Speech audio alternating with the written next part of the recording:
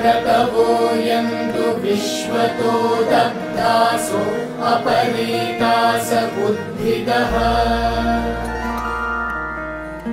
देवानो यथा सतमिद्वृधे असन्नप्रायुवो रक्षितारो दिवे दिवे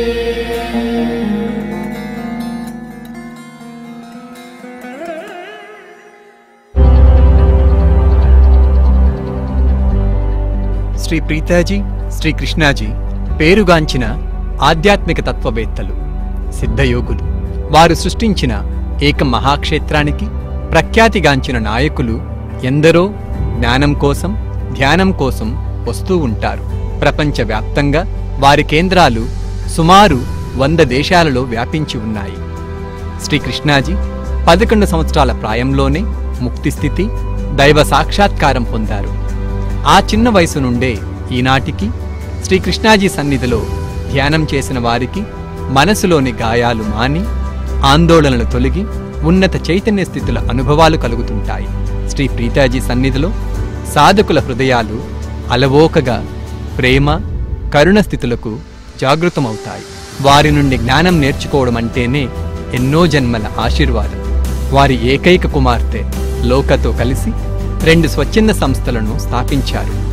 ఒకటి వరల్డ్ యూత్ చేంజ్ మేకర్స్. దీని ద్వారా భారతదేశంలోనూ ప్రపంచమంతటా కూడా స్కూల్స్, కాలేజెస్లో ఉచితంగా పరివర్తన శిక్షణలను అందిస్తూ ఉంటారు. రెండవది వన్ హ్యుమానిటీ కేర్. దీని ద్వారా ఏకం చుట్టుపక్కల ఉన్న 1000 గ్రామాల వారి జీవనాన్ని మెరుగుపరచడానికి సహాయం చేస్తూ ఉంటారు.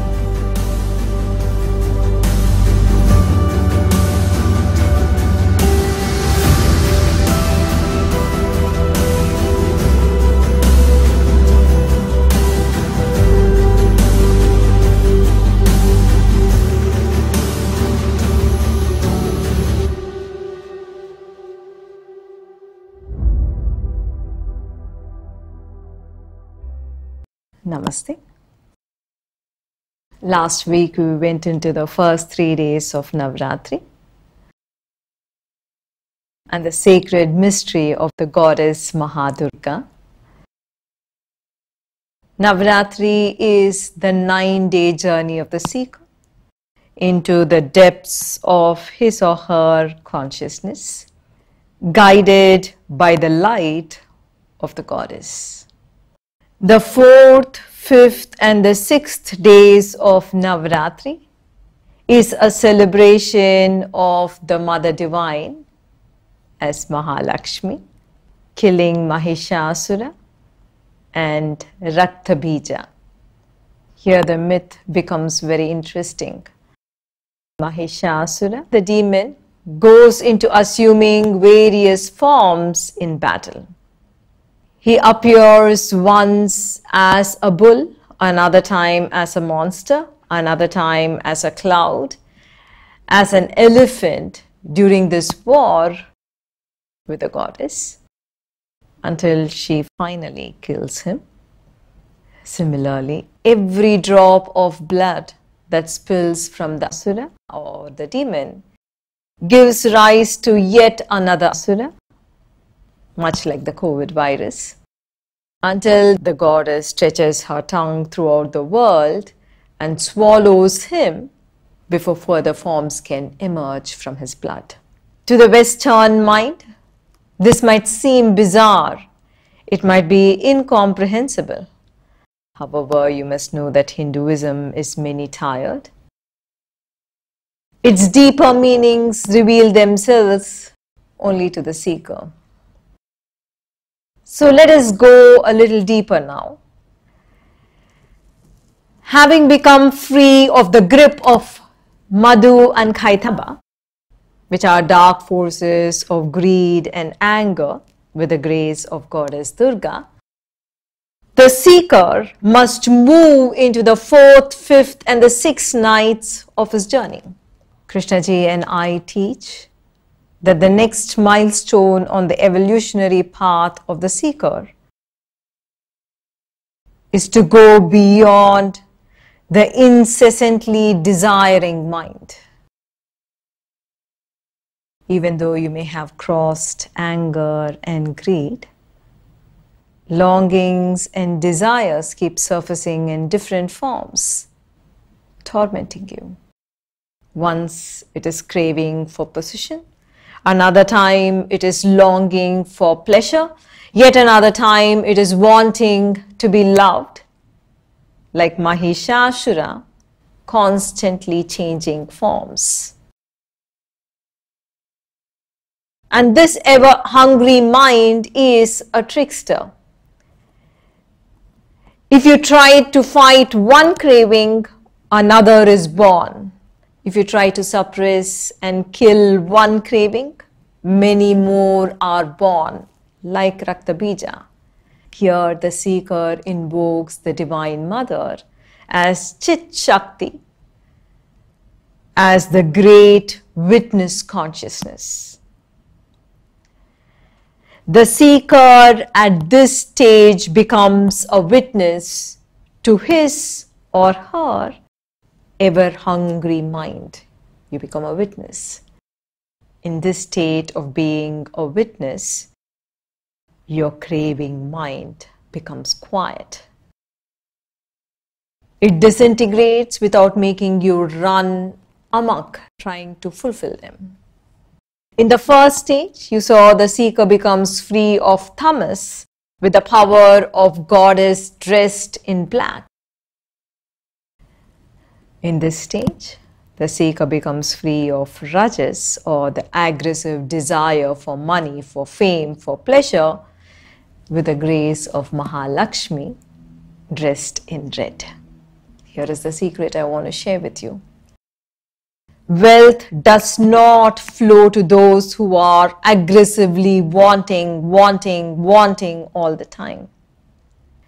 The goddess of wealth only blesses those who are calm and those who are peaceful at heart. In our next week's episode, we will learn about the final days of Navratri and of goddesses as Mahasaraswati and as Parashakti. Let us now do the Mahalakshmi Upasana. Invoke the blessings of Mahalakshmi or the goddess of abundance. You can do this prayer on the 4th, 5th and the 6th days of Navratri. నమస్తే. పోయిన వారం మనం నవరాత్రి మొదటి 3 రోజులలో మహాదుర్గాదేవి లీలా రహస్యం తెలుసుకున్నాము. నవరాత్రి అమ్మవారు ఇచ్చే మార్గదర్శనంతో సాధకులు 9 రోజుల పాటు వారి చైతన్యంలో చేసే ప్రయాణం. నవరాత్రులలో 4, 5, 6 రోజులు మహిషాసురుడు రక్తబీజ అనే రాక్షసులను వధించినందుకు అమ్మవారిని మహాలక్ష్మిగా వేడుక చేసుకుంటారు. ఈ కథ చాలా ఆసక్తికరంగా ఉంటుంది. మహిషాసురుడు అమ్మవారితో జరిగే యుద్ధంలో ఒకసారి ఎద్దులాగా, ఒకసారి పెద్ద భూతంలాగా, ఒకసారి మబ్బులాగా, ఇంకొకసారి ఏనుగులాగా అమ్మవారు అతనిని వధించేంతవరకు రకరకాలుగా మాయారూపాలు వేస్తూ ఉంటాడు. అలాగే ఆ రాక్షసుడి నుండి వచ్చే ప్రతి రక్తపు బొట్టు కోవిడ్ వైరస్ లాగా మరొక రాక్షసుణ్ణి పుట్టిస్తుంది. ఆఖరికి అమ్మవారు తన నాలుకను విశ్వమంతా చాచి అతని రక్తపు బొట్టు కింద పడకముందే అతనిని మింగేస్తుంది. పాశ్చాత్యుల మనసులకి ఇది విచిత్రంగా అనిపించవచ్చు, అర్థం చేసుకోలేకపోవచ్చు కూడా. హిందూ ధర్మ జ్ఞానం వివిధ స్థాయిలలో ఉంటుంది. దాని అంతరార్థం కేవలం జిజ్ఞాసులకు మాత్రమే వెల్లడి అవుతుంది. ఇప్పుడు ఇంకొంచెం ముందుకు వెళ్దాము. దుర్గాదేవి అనుగ్రహంతో మధు, కైటభ రాక్షసులు అంటే అత్యాశ, కోపం అనే దుష్టశక్తుల నుండి విముక్తి పొంది సాధకులు 4, 5, 6వ రాత్రులకు వారి ప్రయాణం సాగించాలి. సాధకుల పరిణామక్రమ మార్గంలో దాటవలసిన మరొక మైలురాయి నిరంతరం ఆకాంక్షించే మనస్సు అని కృష్ణాజీ, నేను బోధిస్తుంటాము. మీరు అత్యాశను, కోపాన్ని దాటినప్పటికీ ఆశలు, కోరికలు రకరకాల రూపాలలో మిమ్మల్ని వేధిస్తూనే ఉంటాయి. ఒకసారి అది అధికారంపై ఆరాటంగా, మరొకసారి సుఖ సంతోషాల వెంటపడుతూ, ఇంకొకసారి ఎదుటివారి ప్రేమ కోసం ప్రాకులాడుతూ, ఇలా మహిషాసురుడులాగా వేషం మారుస్తూనే ఉంటాయి. ఈ మనసు చాలా మోసకారి. ఒక ఆశతో పోరాడడానికి ప్రయత్నిస్తే మరొకటి వెంటనే పుడుతుంది. ఒక ఆరాటాన్ని అణచి చంపేలోపు రక్తబీజలాగా ఇంకా చాలా పుట్టుకొస్తాయి. ఇక్కడ సాధకులు అమ్మవారిని మహాసాక్షీభావ చైతన్యమైన చిత్తశక్తిగా రమ్మని ఆహ్వానిస్తారు. ఈ స్థాయిలో సాధకులు వారి ఆకలిగొన్న మనసుని విట్నెస్ చేస్తారు. మీరు సాక్షులవుతారు. ఈ విట్నెస్ స్టేట్లో మీ ఆరాటపు మనసు శాంతమవుతుంది. కోరికలని నెరవేర్చడానికి మిమ్మల్ని పిచ్చిగా పరుగులు తీయనీయకుండా క్షీణించిపోతుంది. మొదటి స్థాయిలో నల్లటి దుస్తులను ధరించిన దుర్గాదేవి తన శక్తితో సాధకులను తమోగుణం నుండి విముక్తి చేయడం చూశారు. ఈ స్థాయిలో ఎర్రని దుస్తులను ధరించిన మహాలక్ష్మీదేవి అనుగ్రహంతో సాధకులు వారిలోని రజోగుణం లేదా డబ్బు, ప్రతిష్ట, సుఖభోగాలపై ఉన్న ఆకాంక్షల నుండి విముక్తి పొందుతారు. ఇక్కడ మీకొక రహస్యం చెప్తాను. ఐశ్వర్యం ఎప్పుడూ కావాలి కావాలి కావాలి అని విపరీతంగా ఆకాంక్షించేటువంటి వారిని చేరదు. ఐశ్వర్య దేవత ఎవరి హృదయమైతే ప్రశాంతంగా నిశ్చలంగా ఉంటుందో వారినే వరిస్తుంది. వచ్చే వారం ఎపిసోడ్లో నవరాత్రి ఆఖరి రోజుల గురించి నేర్చుకుంటాము. మహాసరస్వతిగా, పరాశక్తిగా అమ్మవారి లీలలు చూస్తాము. ఇప్పుడు మనం మహాలక్ష్మి ఉపాసన చేద్దాము. ఐశ్వర్య దేవత మహాలక్ష్మి ఆశీర్వాదాలను కోరండి. ఈ ప్రార్థన నవరాత్రి 4, 5, 6 రోజులలో చేయవచ్చు. స్థిరంగా కూర్చోండి. మహాలక్ష్మి రూపాన్ని చూడండి. తామర పువ్వుపై కూర్చుని ఒక చేత్తో అభయాన్ని, మరొక చేత్తో ఐశ్వర్యాన్ని ఇస్తూ ఎప్పుడూ ఆహ్లాదంగా నవ్వుతూ ఉండే ఆ దివ్య రూపాన్ని మీలోకి తీసుకోండి.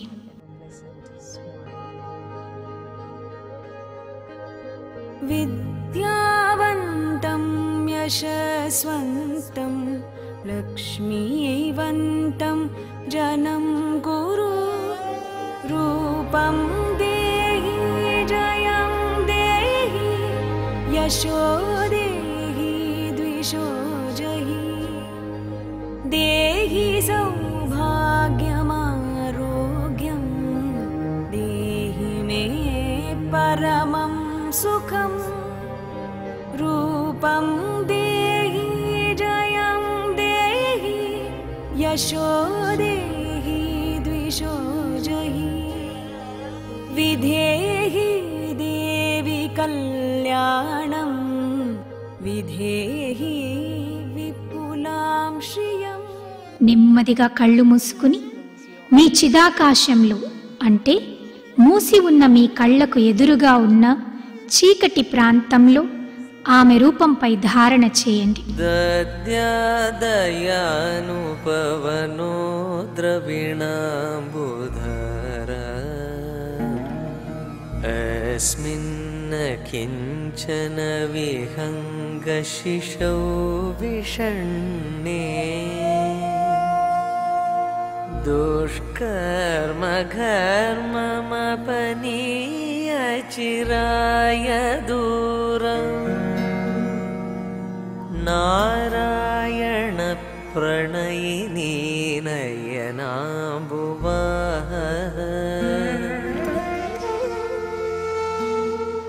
నమోస్తు దేవ్యై భృగునందనాయై నమోస్తు విష్ణోరురసి స్థితాయై.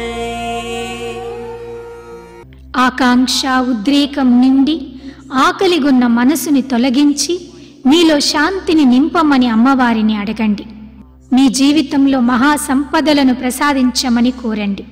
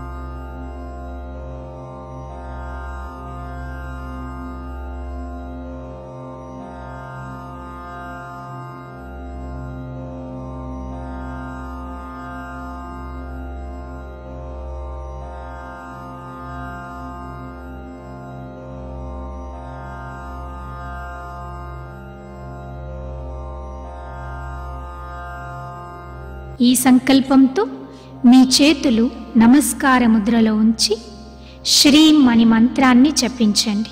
మహాలక్ష్మి ఆశీర్వాదాలు మీలోకి ప్రవహించటం భావించండి. శ్రీ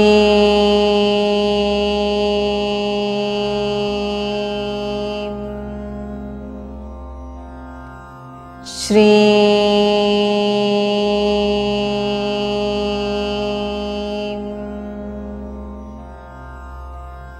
శ్రీ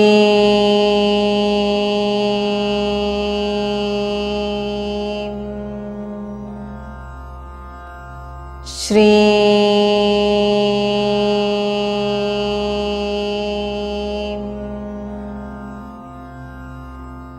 శ్రీ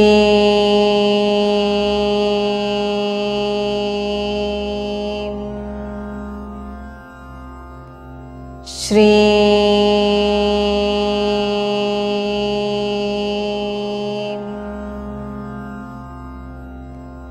శ్రీ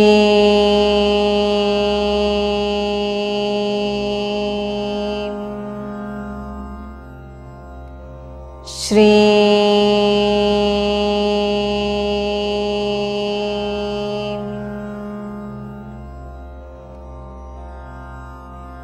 మీరందుకున్న ఆశీర్వాదాలకు అమ్మవారికి కృతజ్ఞతలు చెప్పుకోండి.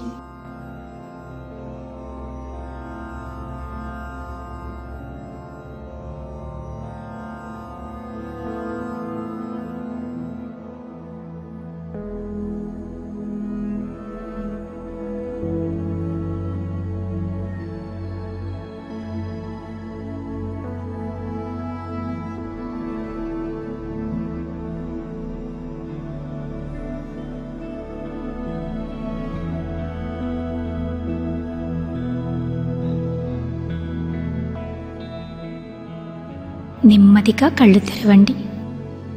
నమస్తే. బ్రీదింగ్ రూమ్ మెడిటేషన్ యాప్ శరీరాన్ని రిలాక్స్ చేస్తుంది, మనసుకు నెమ్మదినిస్తుంది, హృదయానికి ప్రేమనిస్తుంది, బుద్ధిని సానపెడుతుంది.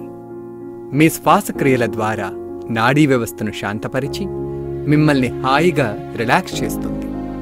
నూతన ఉత్తేజానికి, ఆరోగ్యానికి, భగవంతుని మార్గదర్శనానికి, మనశ్శాంతికి, ఏకాగ్రతకు మీరు తప్పక చేరాల్సిన చోటు బ్రీదింగ్ రూమ్ మెడిటేషన్ యాప్. ఏకం మహాక్షేత్రం ఆంధ్రప్రదేశ్లోని తిరుపతికి, చెన్నైకి మధ్యలో ఉన్న ఒక దైవీక శక్తి క్షేత్రం. ఈ క్షేత్రం ఆసియాలోనే స్తంభాలు ఆధారం లేని అతిపెద్ద హాలుగల పాలరాతి కట్టడం. శ్రీ కృష్ణాజీ తమ తల్లిదండ్రులైన శ్రీ అమ్మాభగవాన్ల ఆశీస్సులతో ఏకం మహాక్షేత్రాన్ని 19 ఏళ్ల వయసులోనే సృష్టించడం ప్రారంభించారు. ఈ క్షేత్రంలో 24,000 మంది ఒకేసారిగా కూర్చుని ధ్యానం చేయగలరు. ఏకంలోని మూల విగ్రహం హిరణ్య గర్భం గురించి ఎన్నో ఏళ్ల క్రితం ఋగ్వేదంలో కొనియాడబడింది. ఇక్కడికి వేలాది మంది శాంతి కోసం, భగవత్ సాక్షాత్కారం కోసం, మహిమల కోసం, ముక్తి కోసం ధ్యానం చేయడానికి వస్తూ ఉంటారు. ఏకం మహాక్షేత్రానికి మీరు కూడా తరలిరండి.